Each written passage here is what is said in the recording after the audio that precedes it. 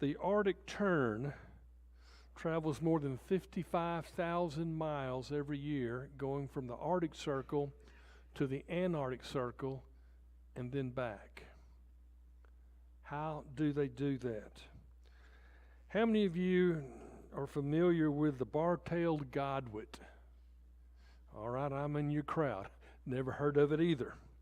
It is a coastal bird. It looks to me to be smaller than an egret, has long skinny legs like an egret, and that's kind of where the similarities end. They fly every year from Alaska to New Zealand. They put GPS trackers on 20 of these birds. And in tracking these birds, they had a female that had set the record for the longest flight, and then almost within a week, a male bird that they were tracking broke that record, but just barely. It flew 8,100 miles from Alaska to New South Wales in Australia. Now, a thing about this bar-tailed godwit, it's not a gliding bird. It's not like an eagle or a hawk that can catch a current and a thermal and get up thousands of feet in elevation and then fly all day without flapping its wings. This bird can't go forward unless it flaps its wings constantly. Can't stop or it falls. And so this bird flew from Alaska to Australia with no break. And it's quite common.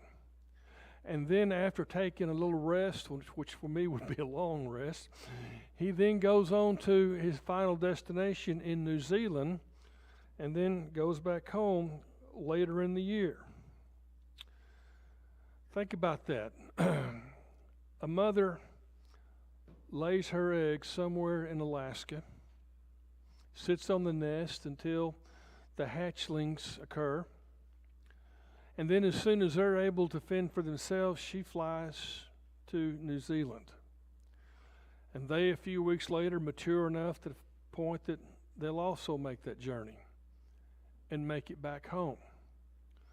The ruby-throated hummingbird is born, or is hatched, I should say, in southern Canada every year, makes its way to Central America and Panama, stops off in Magnolia sometimes for a few days before it goes south, and then comes back and visits us again on its way back to Canada.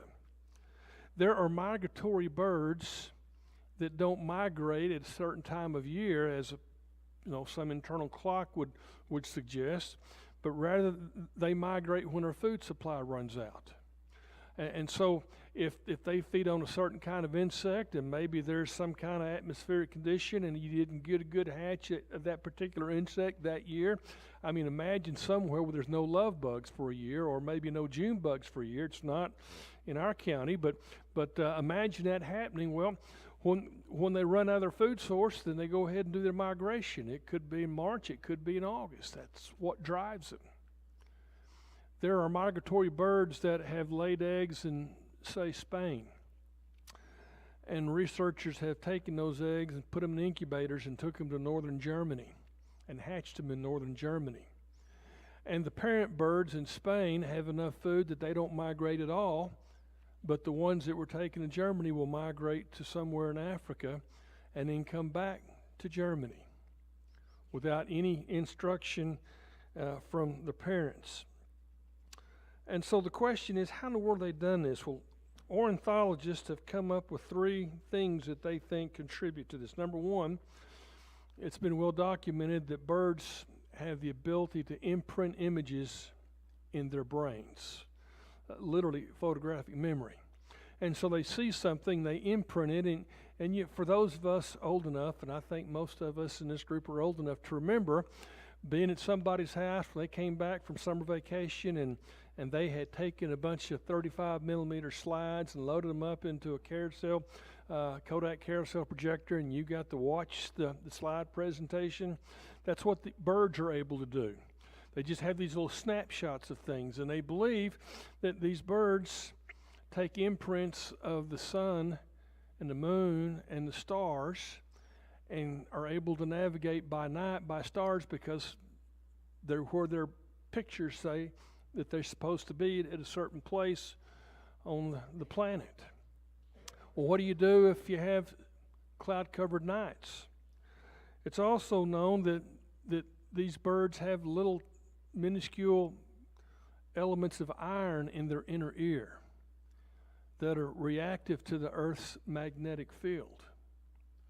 And that they have extraordinary olfactory sensors in their beaks that let them recognize familiar smells. So even if it is a cloud-covered journey to South America or to South Africa or wherever it is they're going, they still have that magnetic reading, and they still have that olfactory sensory, and it's not by chance that these birds make these migratory trips every year. You and I know that.